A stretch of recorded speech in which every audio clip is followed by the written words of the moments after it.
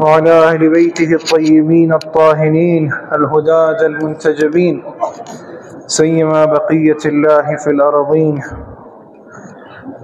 روحي لتراب مقدمه الفداء. أما بعد، فقد قال الله تبارك وتعالى في كتابه الكريم وهو أصدق الصادقين وهو قوله الحق: بسم الله الرحمن الرحيم فستبصر ويبصرون بأيكم المفتون إن ربك هو أعلم بمن ضل عن سبيله وهو أعلم بالمهتدين. صدق اللہ العلی العظیم. درود پڑھیں محمد و آل محمد پر.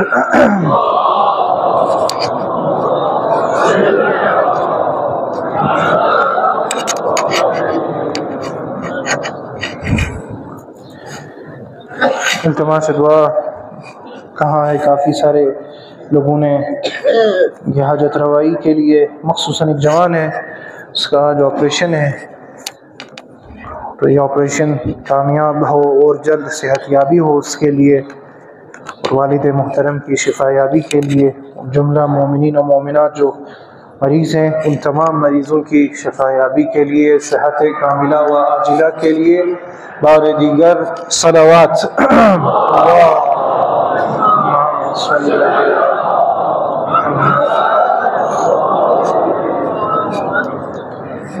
اس کا تو صافی ہے جو جملہ جو ٹھیک ہے.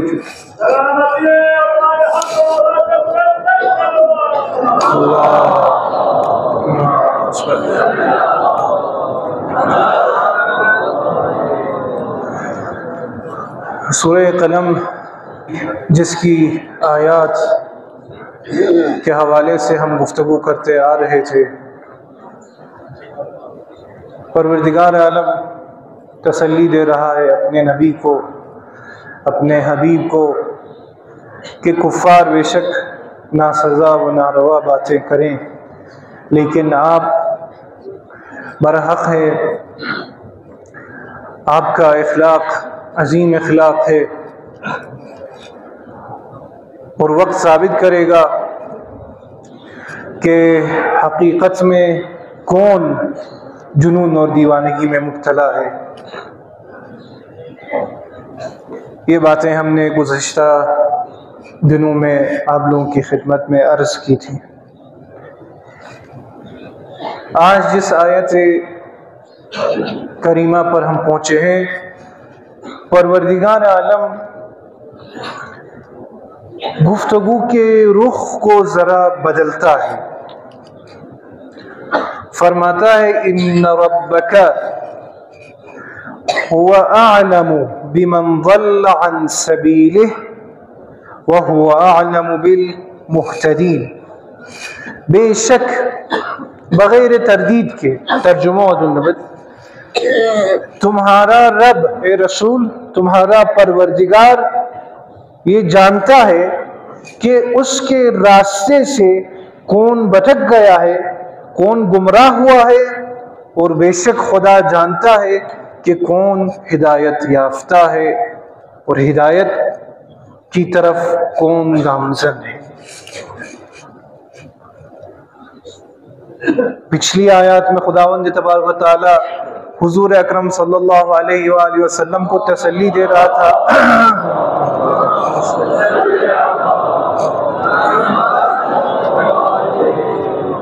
کہ جنون اور دیوانگی سے آپ دور ہیں، آپ کا اخلاق عظیم ہے. یہ اچانک خطاب اور گفتگو کا انداز ہدایت اور گمراہی کی طرف چلے جانا، یہ ایک سوال اٹھتا ہے یہاں پر کہ پہلے تو جنون، دیوانگی اور علم کی بات ہو رہی تھی، ابھی پروردگار عالم فرماتا ہے کہ خدا بہتر جانتا ہے کہ کون گمراہی کے راستے پر ہے اور کون ہدایت کے راہ پر گامزن ہے. یہ سوال اٹھتا ہے، یہ سوال اٹھتا ہے. دن لکڑ پروردگار عالم اسی سو دیوانہ ان سو دیوانہ مین زر ان کا سلبی ہونیت پا گف اسکن لچک کارو زوف چیزر بریخشو خدا لطافه پین سو زلالت نہ گمراہی نہ ٹھوپلم نہ دلینیت پین سو منحرف سوچیت پین اور سو ہدایت نہ صحیح لمینو دلینیت پین. تو مفسرین کہتے ہیں کہ دو چیزوں میں ہمیں فرق کرنا چاہیے. دو چیزوں میں ہمیں فرق کرنا چاہیے. ایک ہے علم یقین اور جاننا. کسی چیز کے حوالے سے انسان کو علم حاصل ہو جائے, کسی چیز کے حوالے سے انسان کو یقین حاصل ہو جائے, یہ ایک بات ہے. دوسری بات یہ ہے کہ انسان دل سے اس بات کو مان لے. یہ دو چیزیں ہیں, دو الگ الگ چیزیں. پہلی بات یہ ہے کہ انسان اور اس میں دوبارہ انسان کسی چیز کو جانتا ہو, علم رکھتا ہو, یقین رکھتا ہو, اسے پتا ہو اس چیز کے بارے میں, یہ ایک بات ہے. دوسری بات یہ ہے کہ انسان اس یقین کو اپنے دل میں بھی بسا لے. آسان الفاظ میں کہوں, ہمارے پاس دو چیزیں ہیں. ایک دفعہ ہم کسی بات کو, کسی اسٹیٹمنٹ کو ہم ذہن نشین کرتے ہیں, اور دوسری دفعہ ہم کیا کرتے ہیں, ذہن نشینی کے بعد ہم اسے دل نشین کرتے ہیں.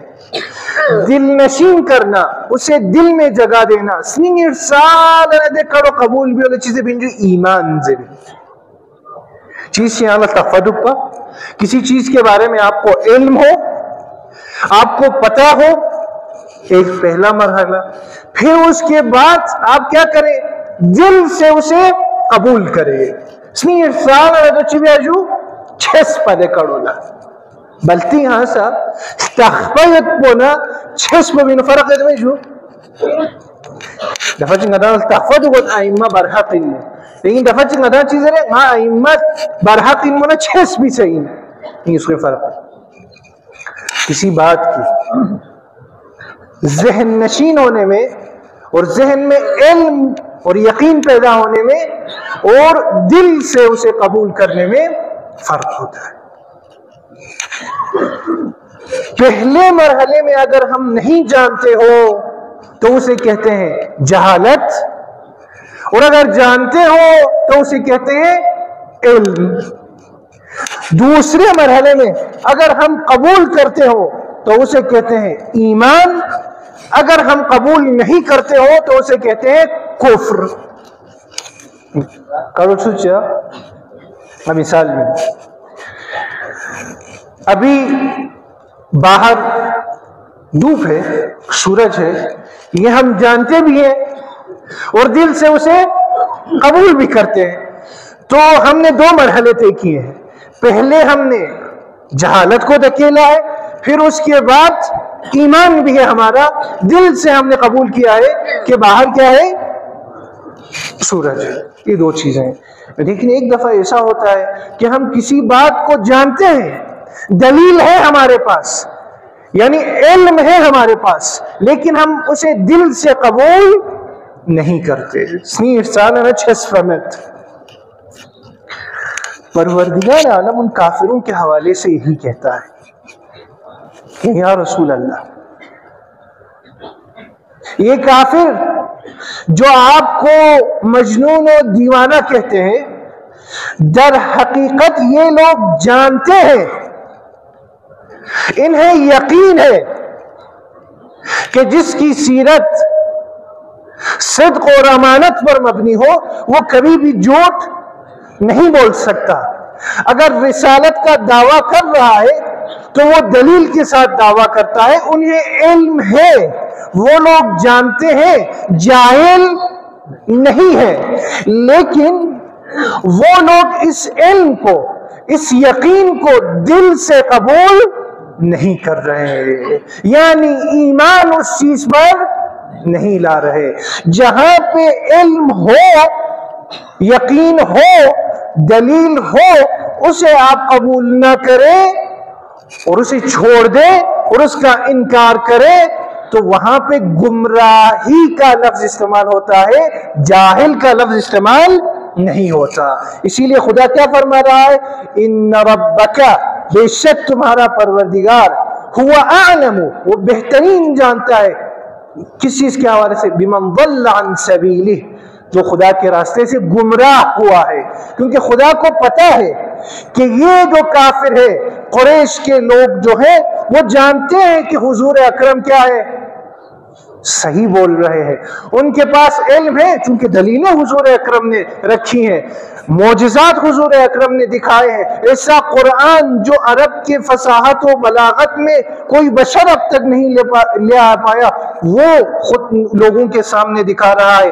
انہیں یقین ہے، انہیں علم ہے کہ محمد مصطفیٰ صحیح فرما رہے ہیں، لیکن باوجود اس کے اس کو قبول نہیں کرنا، یہ گمراہی کی علامت ہے، جہالت کی علامت نہیں۔ اسی لیے کیا فرمایا خدا نے؟ ان ربک هو اعلم بمن ضل عن سبیلہ، وہ جانتا ہے پروردگار عالم کون گمراہ ہوا ہے، کون ضلالت کے راستے پہ گیا ہے، گمراہی کے راستے پہ گیا ہے۔ تو گمراہ کون سا شخص ہوتا ہے؟ گمراہ ایمان سے دور کون سا شخص ہوتا ہے؟ جو جانتا ہے کہ یہ سچ ہے، جو جانتا ہے کہ یہ سچ ہے اور اس کی بات کو کیا کرے، باوجود اس کے علم ہونے کے باوجود، یقین ہونے کے باوجود اس بات کو قبول نہ کرے، اسے ہم گمراہ کہتے ہیں، بھٹکا ہوا کہتے ہیں، راستے سے بھٹکا ہوا۔ اور اگر یہ بھٹکنا زیادہ ہو جائے تو اسے ہم کیا کہتے ہیں؟ کافر و مشرک۔ حضرت آدم کے معاملے میں بھی دیکھیں ذرا، آیا شیطان نہیں جانتا تھا کہ جسے پروردگار عالم نے مسجود ملائکہ قرار دیا ہے وہ اس سے بہتر ہے؟ وہ نہیں جانتا تھا۔ اسی لیے دیکھیں قرآن کریم میں کیا لفظ استعمال ہوا ہے؟ ابا واستکبر، تکبر دکھایا شیطان نے، محکم انداز میں تکبر دکھایا، اور یہ کہنے لگا خدا کی بات کو خدا کی بات حق ہے، وہ جانتا تھا، علم ہے اس کے پاس، یقین ہے اس کے پاس، لیکن اسے دل سے اس نے قبول نہیں کیا، انکار کیا۔ ابا واستکبر، استکبار دکھایا اس نے، تکبر دکھایا اس نے، انکار کیا اس نے خدا کی بات کو، باوجود اس کے کہ اس کے پاس علم تھا، یقین اس کے پاس ہے۔ قرآن میں بہت سارے جگہوں پر اس کا ذکر ہوا ہے۔ مثلا فرعون کے حوالے سے قرآن کریم میں یہ آیت ہے وَجَحَدُوا بِهَا وَاسْتَيْقَنَتْهَا أَنفُسُهُمْ۔ دیکھیں فرعون کو یقین تھا، وَاسْتَيْقَنَتْهَا أَنفُسُهُمْ، استيقن یقین سے، یعنی محکم اسے پتا تھا، یقین تھا کہ حضرت موسیٰ کیا ہے، سچ پر ہے، حق پر گامزن ہے، لیکن باوجود اس کے وَجَحَدُوا بِهَا، شدت سے وہ انکار کرتا تھا۔ تو علم ہے لیکن ایمان نہیں ہے، اور جہاں پہ علم ہو اور اس کے باوجود آپ ایمان نہیں لا رہے ہو، یہ عام ایک جاہل سے بھی کیا ہے، بدتر ہے، بدتر ہے۔ اس سے ہمارے لیے ایک بہت بڑا درس ملتا ہے عزیزان کرام۔ ہم جب کہتے ہیں کہ ہم مذہب حق پر ہیں، اہل البیت علیہم السلام کا مذہب حق ہے، ہمارے پاس دو قسم کے لوگ ہیں، ہم نے شدت سے مخالفت کس کے حوالے سے دکھانی ہے؟ نادان انسان کے پاس جو ایک معاشرے میں پیدا ہوا ہے، یہودی گھر میں پیدا ہوا ہے، وہ یہودی ہے۔ جو ایک مشرک گھرانے میں پیدا ہوا ہے وہ مشرک ہے، اسے ابھی ان دلائل کا نہیں پتا، اسے مذہب حقہ کے دلائل کا، منطقی باتوں کا نہیں پتا، کبھی بھی ائمہ اہل بیت نے یہ نہیں کہا کہ آپ لوگ ان سے مخالفت رکھو. ان کے ساتھ اچھا برتاؤ رکھنا چاہیے، ان کے ساتھ اچھے سے پیش آنا چاہیے، کیونکہ یہ لوگ نہیں جانتے، یہ لوگ نہیں جانتے. مخالفت ہم نے کس کے ساتھ رکھنی ہے؟ جو جانتا ہو حق ہو، جس کے پاس یقین ہو کہ ائمہ اہل بیت حق پر ہے، باوجود اس کے انکار کرتا ہو، وہ بالکل شیطان کے راستے پر گامزن ہے. ابا واستکبر، استکبار کر رہا ہے. عام نیون غدان چاہ دو بیجو نبیا کچھ پنجو دو. جو جانتا ہو کہ حق ہو پھر بھی انکار کرتا ہو، اس سے ہم نے مخالفت کرنی ہے.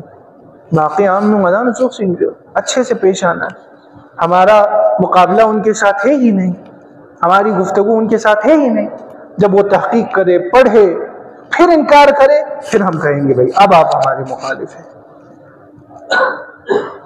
کیونکہ فرق ہے جان کر انکار کرنے میں اور انجانے میں انکار کرنے میں. درود پڑھے محمد والے محمد پر.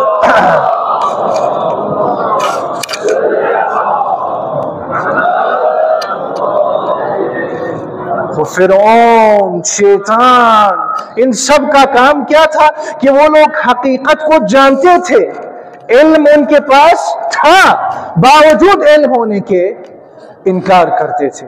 باوجود علم ہونے کے قرآن میں لفظ عناد دکھاتے تھے، دشمنی دکھاتے تھے.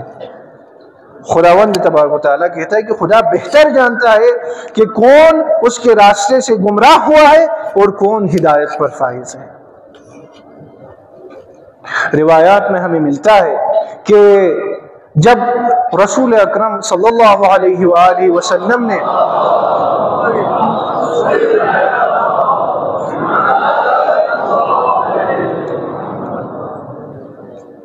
امیر المومنین کے بہت سارے فضائل بیان کیے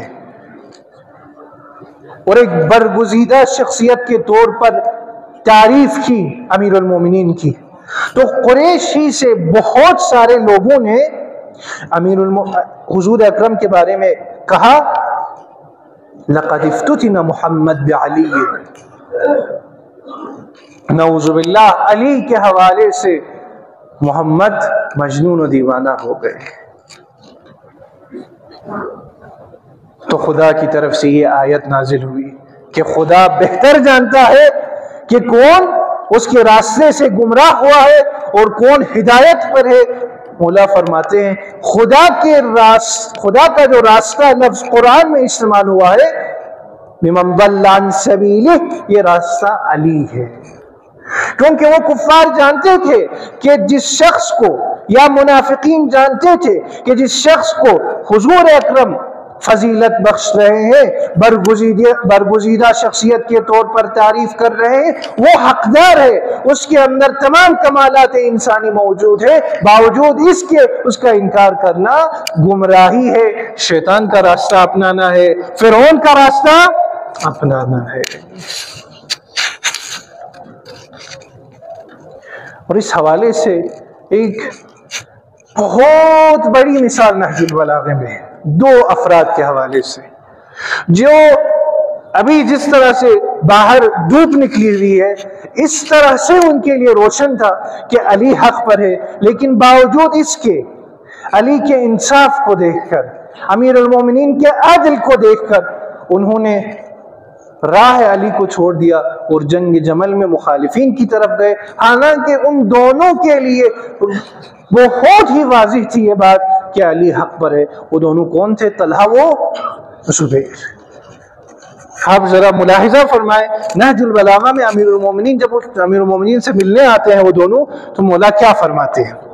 یہ بھی ہمارا دینی درس کو اختتام رکھتا ہے. درود چکا سلم.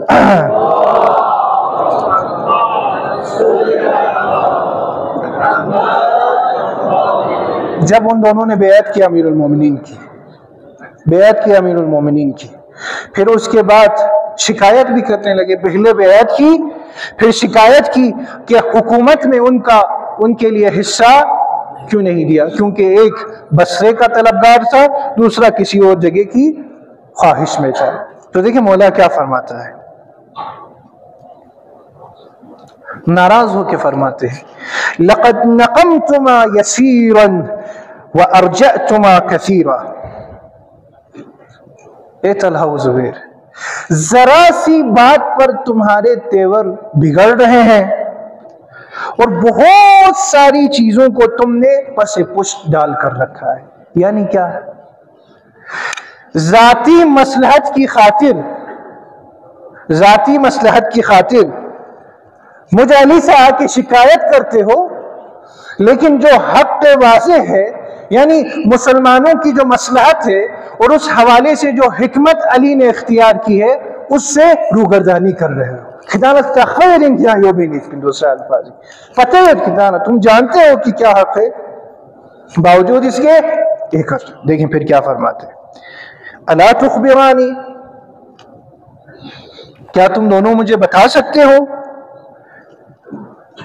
ای شیء لکما فیہ حق دفعتکما عنہ، کوئی حق تمہارا ایسا ہو جسے علی نے تمہیں نہیں دیا ہو.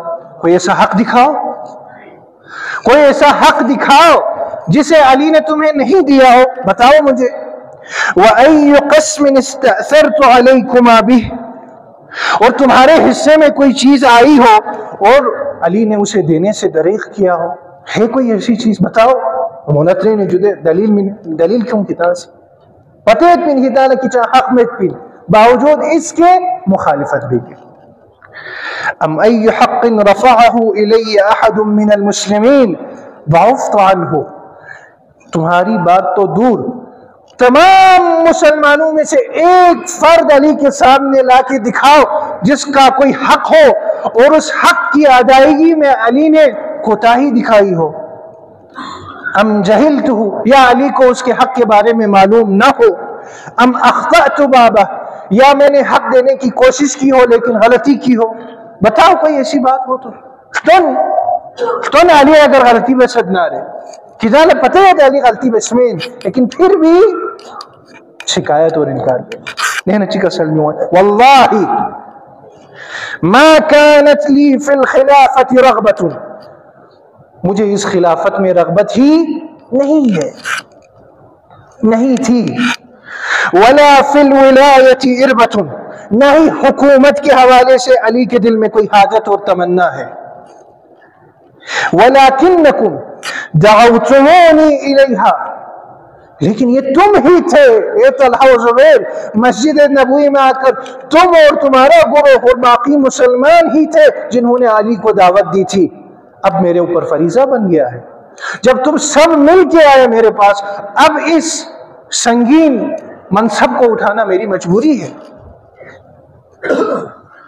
وَحَمَلْتُمُونِ عَلَيْهَا، یہ میرے دوست پر تم لوگوں نے سوال کیا ہے خلافت، لیکن جب علی نے کسی ذمہ داری کو سنبھالا اب اسے حق، اس ذمہ داری کو نبھانا علی کا کام ہے. پھر فرماتے ہیں فَلَمَّا أَفَضَتْ إِلَيَّ، اور جب خلافت مجھ تک پہنچی تو شروعی کیسے کا سلم ہوت نہ خلافت جو نہ سہمین خلافت نہیں جو نوفی اللہ.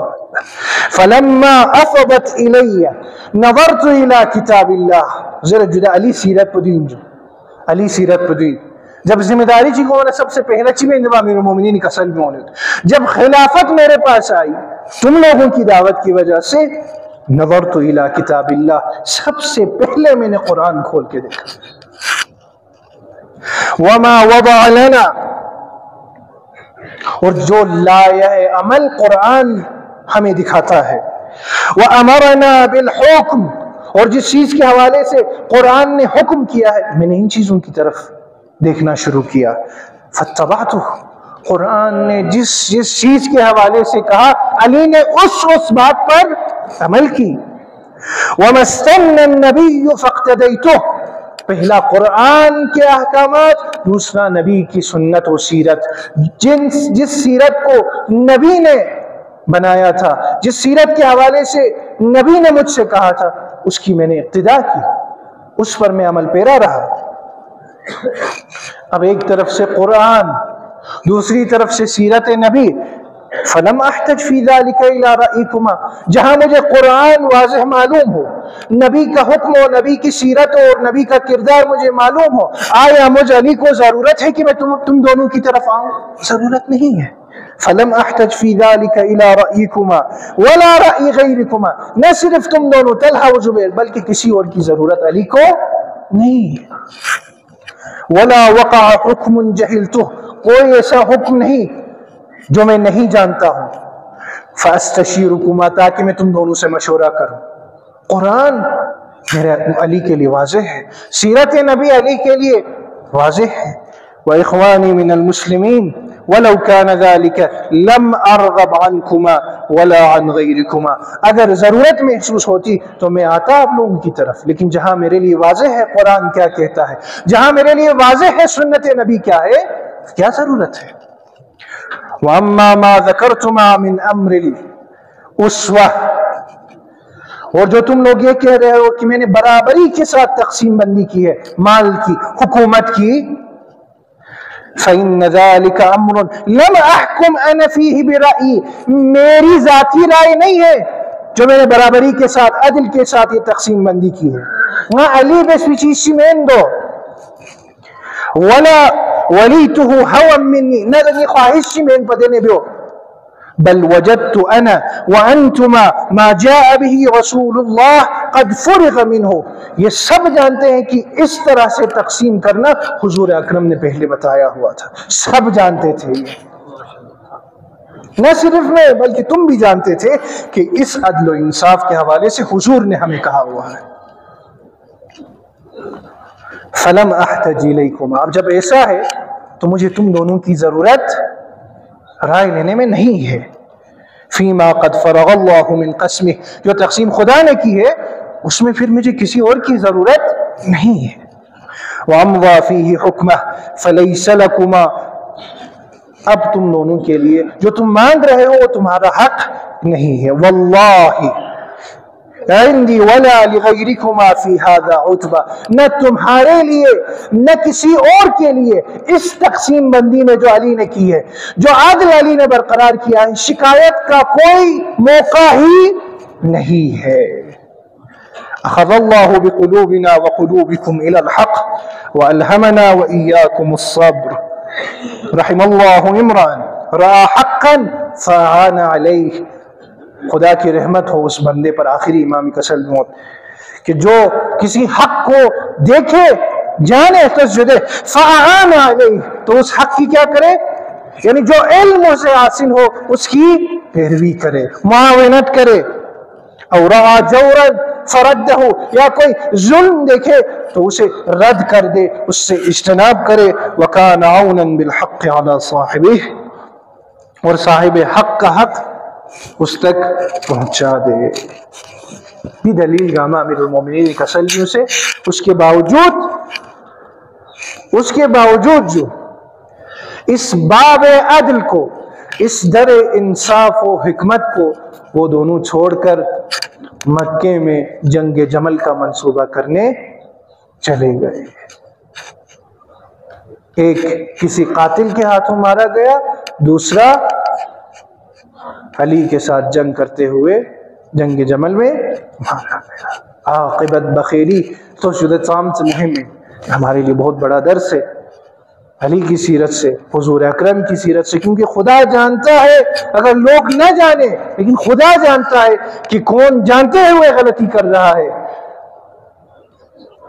کون علم رکھتے ہوئے غلطی کر رہا ہے، کون کسے یقین حاصل ہے باوجود اس کے وہ غلطی کر رہا ہے.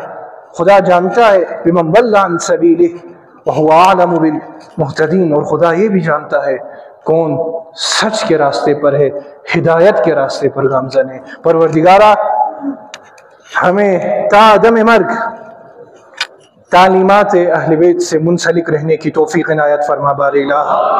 پروردگارہ سیرت امیر المومنین، سیرت رسول اکرم و سیرت اہل بیت کو سرچشمہ حیات بنانے کی توفیق عنایت فرما بار الہ.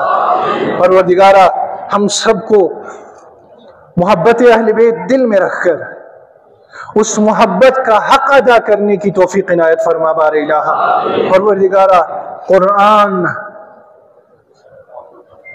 چاہے قرآن صامت ہو یا قرآن ناطق، ان کے تعلیمات پر عمل کرنے کی توفیق عنایت فرما بار الہ۔